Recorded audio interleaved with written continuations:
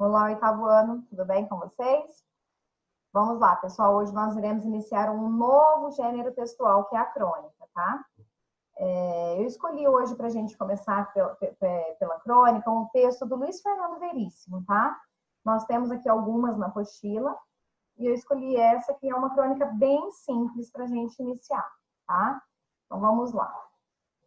O nome da crônica é O Último Engarrafamento e está das páginas 193 a 198.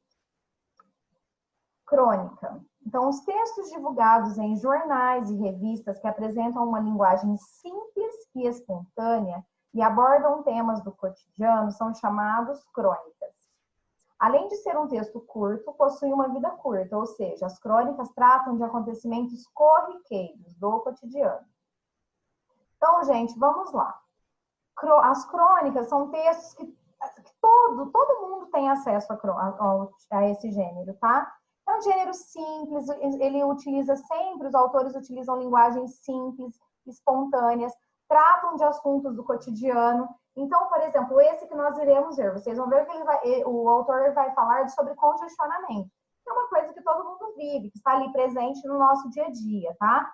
Então, a crônica sempre pega algum assunto do cotidiano, algum assunto simples, e coisas assim, nada muito importante, muito relevante, coisas que acontecem no nosso dia a dia, né, na rotina de todo mundo, e usa uma linguagem simples. Então, é um texto que qualquer pessoa que for ler vai conseguir, de fácil compreensão, é um texto de fácil compreensão. Qualquer pessoa que tiver acesso a uma crônica irá entender o texto com bastante facilidade, tá bom? As crônicas estão extremamente conectadas ao contexto em que são produzidas. Por isso, com o passar do tempo, ela perde a sua validade, ou seja, fica fora do contexto. Então, eu vou falar de algo que aconteceu, está acontecendo no momento. Daqui a um tempo, aquilo já não vai ter mais importância, né? Alguns escritores brasileiros que se destacaram como cronistas foram Machado de Assis, Carlos Drummond de Andrade, Rubem Braga, Luiz Fernando Veríssimo, Fernando Sabino, Carlos Heitor Cone, Caio Fernando Abreu. A crônica que nós iremos ler hoje é do Luiz Fernando Veríssimo, tá? Podemos destacar características fundamentais sobre a crônica, por exemplo, a aproximação com o público na medida em que contém uma linguagem mais direta e despretensiosa. Ao mesmo tempo, que é marcado notadamente pelo tempo, ou seja, pela curta duração. Então, é um texto curto, que vai falar sobre uma coisa simples, um texto com poucos personagens quando tem, porque muitas vezes não há personagens, simplesmente trata de determinado assunto sem ter personagens, tá bom? Usa uma linguagem simples, espontânea, despretensiosa, né?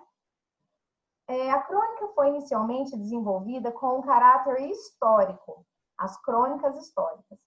Elas relatavam desde o século XV fatos históricos, reais ou fictícios, ou acontecimentos cotidianos, algumas com toque de humor. É muito comum ter humor em crônicas, tá? Então, a maioria dos autores usam humor em crônicas. Pessoal, aqui fala, foi inicialmente desenvolvida com caráter histórico, as crônicas históricas. Na verdade, crônicas tem o mesmo radical ali de cronômetro, tá? Que na verdade é o quê? O registro de fatos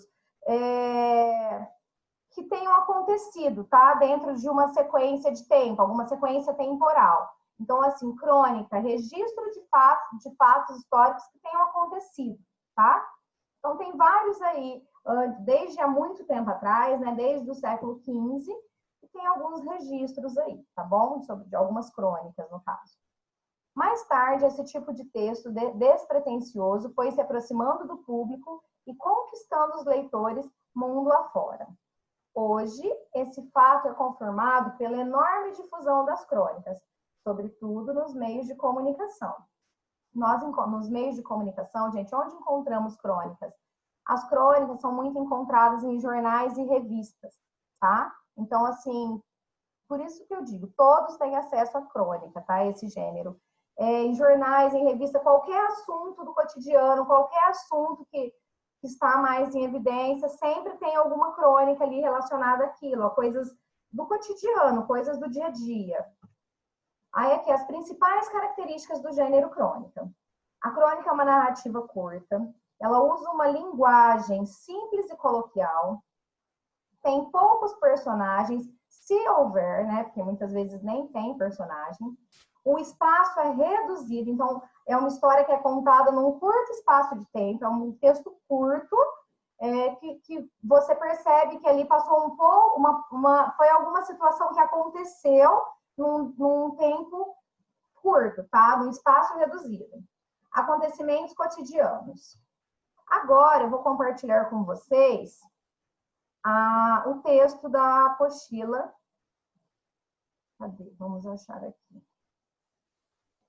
Essa daqui. Isso, o último engarrafamento. Vamos lá, então. Eu gostaria que todos vocês abrissem as apostilas na página 193 para acompanhar a leitura, ok? Na configuração de nosso comportamento, um dos desafios é a convivência. O texto a seguir retrata um problema enfrentado por moradores de nossas metrópoles, que é o engarrafamento. Então, vamos lá. O último engarrafamento. A boa notícia é que nunca se viu tantos carros nas ruas. A má notícia é que nunca se viu tantos carros nas ruas. Carros sendo produzidos e comprados como nunca significam fábricas e fornecedores funcionando e empregando mais. Mais gente com mais dinheiro ou crédito no mercado, uma classe média em expansão, uma economia em crescimento. Carros sendo produzidos e comprados como nunca significam engarrafamentos inéditos e acidentes de trânsito em níveis de massacre. Sem falar no aumento da população, do ar que respiramos e no agravamento generalizado das neuroses. É bom que muitas pessoas que não tinham condições de comprar seu carro, agora tenham.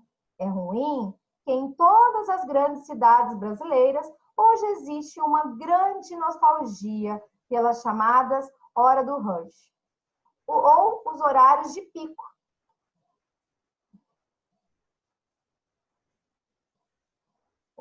Horários de pique no trânsito de antigamente, pois agora toda hora é hora de rush. O que há é que, na surrada analogia de uma Bélgica dentro de uma Índia para descrever o Brasil, a Bélgica cresceu e os belgas e neobelgas têm mais carros, mas continuam obrigados a circular nas ruas e estradas da Índia. Quanto mais cresce a Bélgica, mais aparecem precariedades da Índia. Deixa eu tentar descer isso aqui, espera um pouquinho. A publicidade dos carros, sendo lançadas, prefere ignorar esta realidade e anunciar máquinas flamantes feitas para zunir por ruas e estradas de um país que não apenas não é a Índia, como não é nenhuma Bélgica reconhecível, mas uma terra fantástica onde o trânsito sempre flui e os carros voam. Uma ironia que se repete diariamente. O cara chega em casa, depois de algumas horas preso num engarrafamento de qualquer grande cidade brasileira, liga a televisão e entre as notícias de terríveis acidentes com morte em estradas inadequadas por excesso de velocidade, só vê propagandas de carros vendendo a grande aventura da velocidade e da potência sem impedimentos, muito menos de carros na frente e dos lados. Como fica cada vez mais improvável que conheceremos essa terra de sonho, resta esperar que a indústria automobilística se prepare para o engarrafamento final, que vem aí, quando o trânsito se tornará literalmente impossível.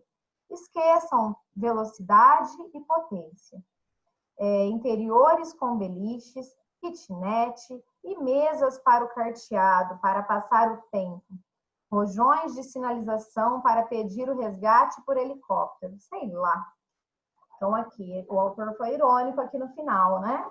Ele fala aqui esqueçam velocidade e potência, porque, na verdade, você teria que pensar em interiores com beliches, kitnet, mesas para carteado. Por quê? Do tempo que você perde ali no trânsito, né? Como que está difícil a gente conviver. Eu gosto muito do começo desse texto, quando ele fala assim, ó, a boa notícia é que nunca se viu tantos carros nas ruas. A má notícia é que nunca se viu tantos carros nas ruas. Então, assim, depois ele explica, né? A boa notícia por quê? Pessoas que antes não tinham condições, hoje têm. E por que má notícia? Porque como que é complicado a gente conviver nessa loucura que a gente vive e ter que lidar com o trânsito, né? É um estresse muito grande para todo mundo. Na nossa cidade ainda não é tão, né? Mas a gente sabe que nos horários de entrada da escola, de saída, horário de almoço, 6 horas da tarde, nós sabemos que alguns lugares aqui já é complicado. Imaginem em São Paulo, por exemplo, uma cidade maior, né? Então, assim, ele é irônico porque ele diz que bom que as pessoas hoje têm a oportunidade de ter um, mas que ruim que tem tantos agora que a gente acaba sendo um estresse qualquer tipo de saidinha que vai dar fora de hora ou nessa hora do rush, que ele fala tanto, que nós sabemos quais são os horários, logo cedinho, na hora do almoço, 6 horas da tarde, né? São os horários de pico mesmo, horários de maior trânsito, maior congestionamento. Bom, pessoal, o que vocês farão? Vocês irão escrever no caderno o nome do texto, então vamos colocar lá, crônica, o último engarrafamento, página 193 a 198. Nós já fizemos a leitura até a 194. Vocês irão responder as questões de 1 a 4D antes da nossa aula ao vivo, para a gente já entrar e corrigir essas questões, e depois nós faremos juntos o restante, ok?